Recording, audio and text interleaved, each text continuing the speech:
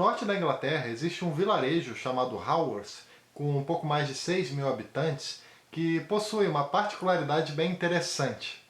Esse local, que é bastante pacato e também muito marcado pela arquitetura da era vitoriana, tem tanto no povoado em si, quanto nas proximidades, várias coisas que possuem sempre o nome de Brontë, como por exemplo a Catarata Brontë, a Rua Brontë, a Ponte Brontë e por aí vai.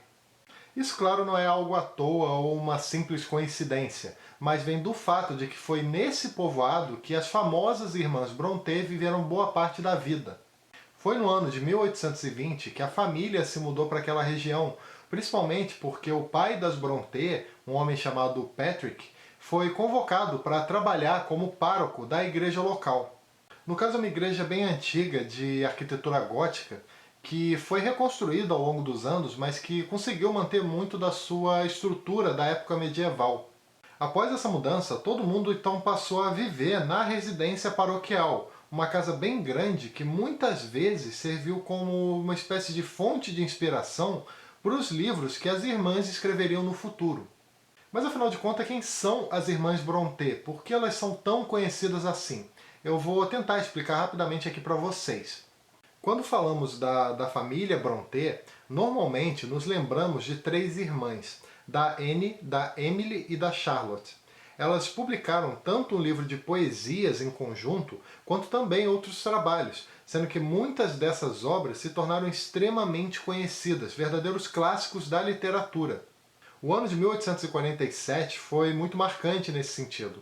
Para vocês terem uma ideia, nesse período foram publicados os seguintes romances. Teve Jane Eyre, da Charlotte, teve também uma publicação chamada Agnes Grey, da Anne, e, por fim, também tivemos O Morro dos Ventos Uivantes, da Emily Brontë. Tem mais um detalhe que eu não sei se deu para vocês perceberem nas fotos de antes, mas que foi, no caso, a utilização de pseudônimos na hora de publicar os primeiros trabalhos. Todas as três irmãs utilizaram outros nomes ao lançar os seus textos iniciais, adotando cada uma um pseudônimo. A Charlotte, por exemplo, usou o nome de Currer Bell, já a Anne usava o nome de Acton Bell, enquanto a Emily usou o nome de Alice Bell. Elas tomaram essa decisão porque havia um claro pensamento na época vitoriana de que produzir literatura era um papel masculino, era quase que uma exclusividade dos homens, uma regra indiretamente imposta naquela sociedade. Nesse sentido, o uso dos pseudônimos serviu meio que para burlar essa postura machista muito presente na Inglaterra do século XIX, além de também permitir, de possibilitar uma certa imparcialidade por parte da crítica. É importante dizer que todos os três romances que eu citei anteriormente conseguiram sim o seu espaço na época e venderam relativamente bem. E esse sucesso só foi aumentando ao longo do tempo, tanto que é muito improvável que uma pessoa que goste de literatura nunca tenha ouvido falar de pelo menos um livro escrito pelas Brontë. Claro que eu não tenho como dizer aqui qual é o mais famoso deles, mas pelo menos no meu caso especificamente, o livro O Morro dos Ventos Uivantes é uma obra que eu sempre ouvi falar. Esse foi inclusive o único romance escrito por Emily Brontë. Fora isso, ela teve apenas também um livro de poesias traduzido no Brasil como O Vento da Noite. Talvez o fato de que temos apenas um romance dessa escritora venha de que ela faleceu muito cedo, com apenas 30 anos de idade, vítima de tuberculose. Em vida, Emily Brontë era bem diferente das suas irmãs. Ela era mais solitária e mais tímida que as demais, e justamente por isso gostava de passar boa parte do seu tempo dentro de casa. Ela também era uma pessoa muito autodidata e também bastante observadora, que prestava atenção no comportamento dos outros. Isso, obviamente, foi fundamental tanto para compor, quanto para principalmente desenvolver os personagens de O Morro dos Ventos Uivantes. Mal sabia Emily que seu único romance seria muito importante no futuro, principalmente por influenciar vários autores no uso dessa ambientação mais escura, tão presente na ficção gótica. Além disso, a obra também é muito marcada pelo terror psicológico, pela ambição sem limites e também pela questão da vingança. Todos esses temas e também o estilo da autora fizeram com que muita gente na época nem sequer cogitasse a possibilidade desse livro ser escrito por uma mulher. Lembrando que os pseudônimos utilizados pelas irmãs eram neutros, ou seja, não dava para você saber com absoluta certeza e apenas com base no nome se as obras eram de autores ou de autoras. De qualquer maneira, a recepção desse livro aqui foi até positiva no primeiro momento, tanto que os primeiros exemplares de O Morro dos Ventos Uivantes tiveram boas vendas.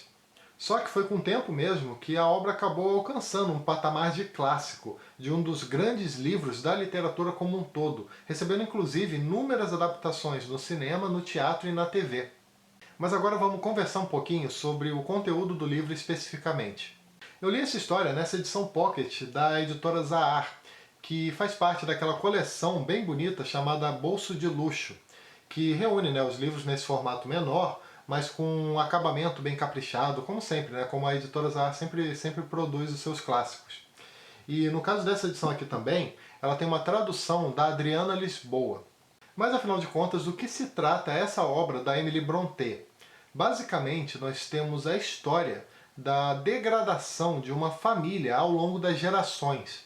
Tudo é narrado por dois personagens, um chamado Lockwood, que fala mais sobre o presente, e uma outra chamada Nellie, que narra boa parte do livro, quase tudo na verdade. Já esse título, O Morro dos Ventos Uivantes, é muito inspirado na paisagem que a Emily Brontë mais conhecia e que serviu para ambientar o livro, que no caso é a charneca, um tipo de terreno muito comum nas Ilhas Britânicas e Irlanda.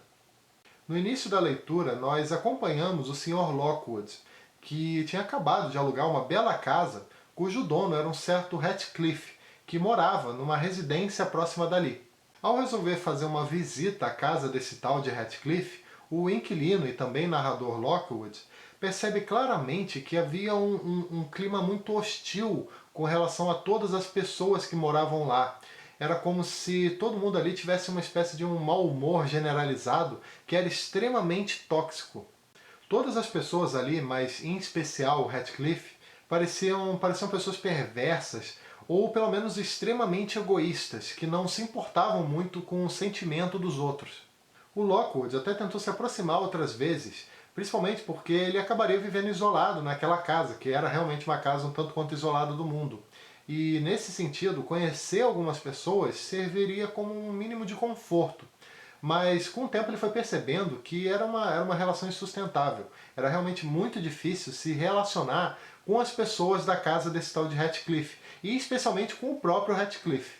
Sua única companhia acabou sendo, na verdade, a governanta da casa que ele havia alugado, uma senhora chamada Ellen, mas que era bem mais conhecida pelo apelido de Nellie.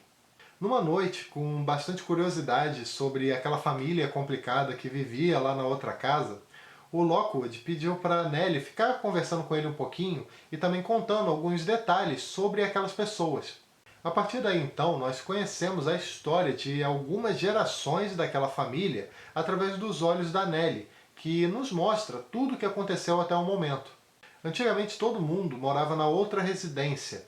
A casa que o Lockwood alugou só se tornou propriedade daquela família anos depois. Lá morava o Sr. Earnshaw e a sua família. Ele tinha dois filhos, uma chamada Catherine e um outro chamado Hindley. E além das crianças, também tinha na residência vários funcionários e funcionárias trabalhando ali, sendo que a filha de uma dessas funcionárias era a Nellie, a narradora que está contando toda essa história. Numa certa noite, voltando para casa depois de uma longa viagem, o chefe da casa, o Sr. Earnshaw, ele trouxe também um garoto com ele. Ele estava na companhia de um menino. Menino esse que ele tinha encontrado meio que abandonado nas ruas da cidade. Ele adota esse garoto e dá para ele o nome de Ratcliffe, que por sua vez era diferente dos demais por ter uma aparência que lembrava muito a de um cigano, com uma pele um pouco mais morena. Ratcliffe também tinha um temperamento em comum. Ele parecia um tanto quanto insensível, não se importando muito com o sentimento dos outros e também nunca demonstrava gratidão ou coisa parecida. A única pessoa que ele realmente se dava bem, além do seu pai adotivo, era com a Catherine, que de início ambos se tornaram muito amigos, mas essa amizade acabou se desenvolvendo ao longo do tempo numa grande paixão. Só que com outro filho, com o Hindley, a relação era oposta, ambos se odiavam, sendo que o Hindley fazia questão de humilhar com frequência o seu irmão. Vários anos depois, quando o Sr. Earnshaw veio a falecer, todos os privilégios que o Heathcliff tinha como filho foram por água abaixo, já que a partir desse instante o Hindley passou a ser o chefe da casa. Nesse momento as humilhações só aumentaram. O Heathcliff se viu obrigado a trabalhar no campo, ele teve que interromper os seus estudos, ele não poderia mais ter um contato muito frequente com os outros membros da família e várias coisas desse tipo. Muitas dessas situações foram cultivando nele um desejo muito profundo de vingança, uma vontade de planejar algo extremamente perverso para, de alguma forma, compensar tudo aquilo que ele sofreu. Num determinado momento, e também por conta de um certo evento, o Heathcliff foge de casa e só retorna vários anos depois com uma aparência completamente diferente. Ele estava claramente mais maduro, mais forte fisicamente, parecia até ter passado pelo exército. Mas a verdade é que ninguém sabia ao certo o que tinha acontecido, apenas que ele tinha voltado. A partir daqui eu já não posso falar mais nada, mas o que dá para dizer é que nesse ponto o Heathcliff ele começa a lutar por todas as suas ambições, seja com relação ao amor pela sua irmã ou com relação ao ódio que ele sentia pelo Hindley. O Morro dos Ventos Uivantes é um livro incrível, simplesmente magnífico, no que diz respeito ao desenvolvimento dos personagens. Na apresentação dessa edição aqui, escrita pelo Rodrigo Lacerda, tem um trecho muito interessante sobre essa questão, que eu quero até dar uma lida aqui para vocês rapidamente. A característica que o distingue, porém, é mais a transformação para pior do caráter humano quando exposto ao sofrimento. Os protagonistas e a maioria dos personagens da história, ao vivenciarem a dor, a rejeição, a morte dos seus entes queridos, têm suas virtudes atrofiadas e suas fraquezas de caráter amplificadas. A obra, nesse sentido, pode ser lida como um estudo da degradação humana provocada pelas injustiças e inclemências do destino. É realmente difícil resumir melhor do que esse trecho. A obra da Emily Brontë, ela basicamente nos mostra os efeitos e as consequências provocadas pela angústia. Por exemplo, tem o amor não correspondido que se transforma numa obsessão, tem a humilhação que se transforma numa vingança, tem também o medo que acaba se transformando em covardia e muitas outras coisas. A impressão que eu tive é que ninguém é santo nesse livro. Os personagens eles são realmente muito humanos. Você tem tanto traços positivos da personalidade quanto traços negativos. Só que em algumas situações os negativos são maiores que o normal, como é o caso do Heathcliff, que pelo menos para mim é o melhor exemplo de personagem que vai sofrendo mudanças gradativas.